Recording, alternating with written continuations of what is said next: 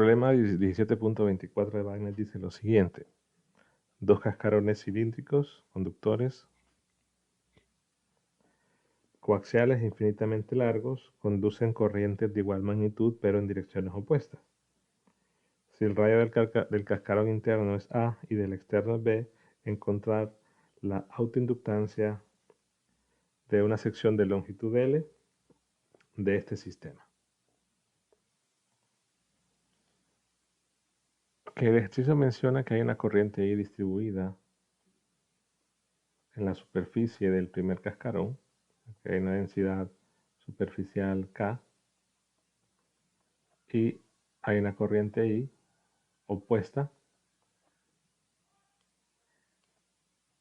de igual magnitud opuesta, distribuida en la otra superficie. La situación, o quizás lo curioso de la pregunta es que nos están preguntando cuál es la autoinductancia. Normalmente usamos autoinductancia cuando estamos hablando del efecto del circuito en sí mismo. Lo que podemos observar en este caso es que si dibujo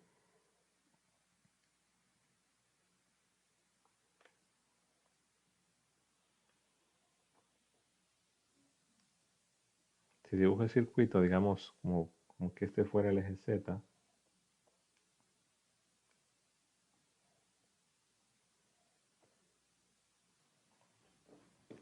es decir, que estamos considerando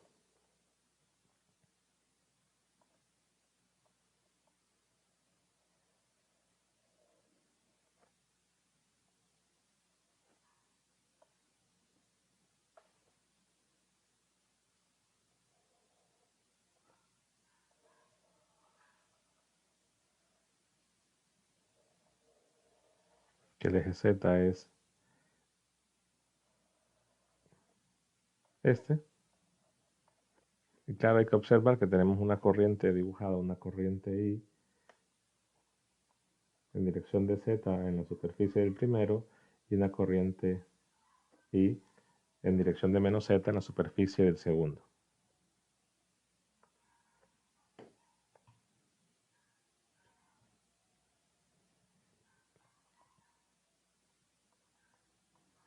Entonces, al hablar de autoinductancia, estamos considerando que este es un solo circuito. Por lo tanto, lo que se va a tomar en cuenta es que en el infinito se va a producir el retorno.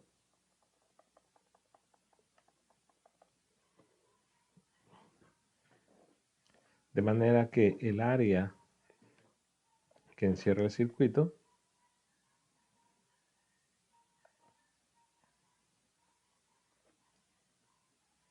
sería la siguiente. Voy a sombrearla en color amarillo.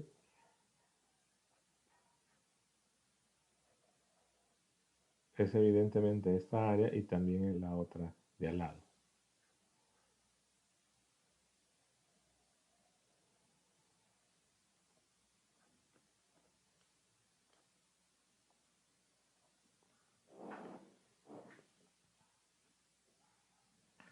Si calculamos el campo B para este sistema, tendríamos entonces, al utilizar la forma integral de la ley de Ampère, que el campo B es igual a 0 para R menor que A, para ρ menor que A,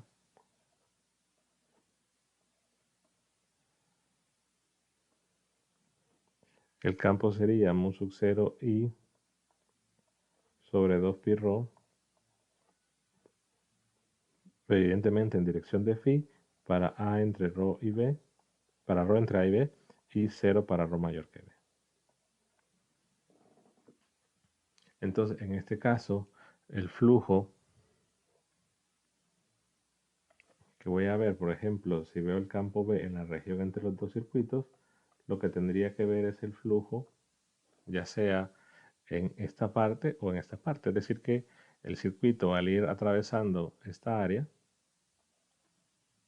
porque claro, está solicitando un área de longitud L, una porción de longitud L del sistema, entonces el área en la cual tengo que integrar sería esta.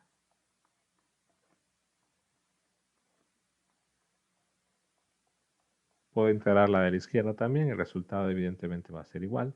El flujo de ese campo B en el área entre los circuitos es el mismo. En todo caso, lo que estoy considerando es un área, digamos, si lo veo aquí,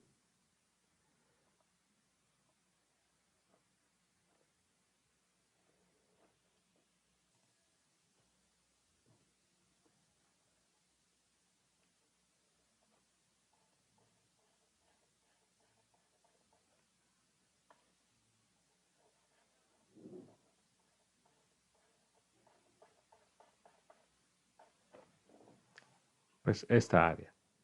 Entonces, el flujo magnético debido al campo B que hay en esa región es la integral doble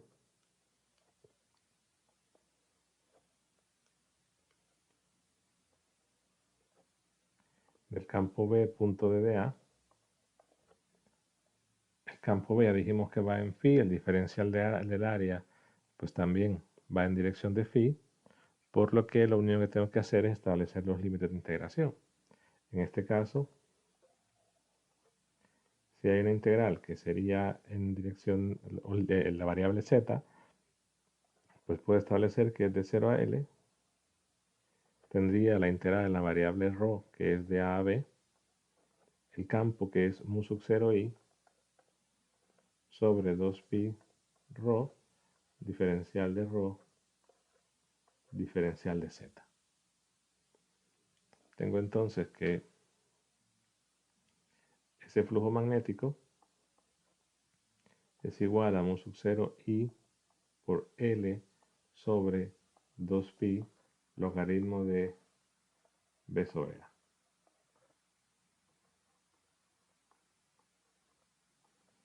Entonces, a partir de la relación, inductancia, en este caso, es, bueno, autoinductancia, en este caso es el flujo entre la corriente, es decir, que queda mu sub 0 L sobre 2pi logaritmo de B sobre A.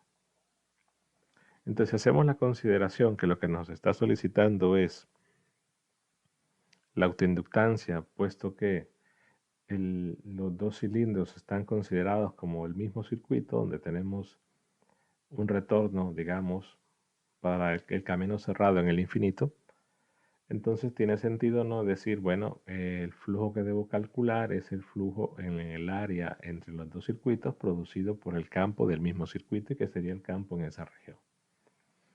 Existen otros ejercicios que también deben hacer esa consideración. Normalmente cuando veamos problemas de líneas infinitas, entonces hay que hacer la consideración que el retorno, dependiendo evidentemente de lo que den, pero se hace la consideración de que en el retorno estaría o sería en el infinito para que fuese el mismo circuito.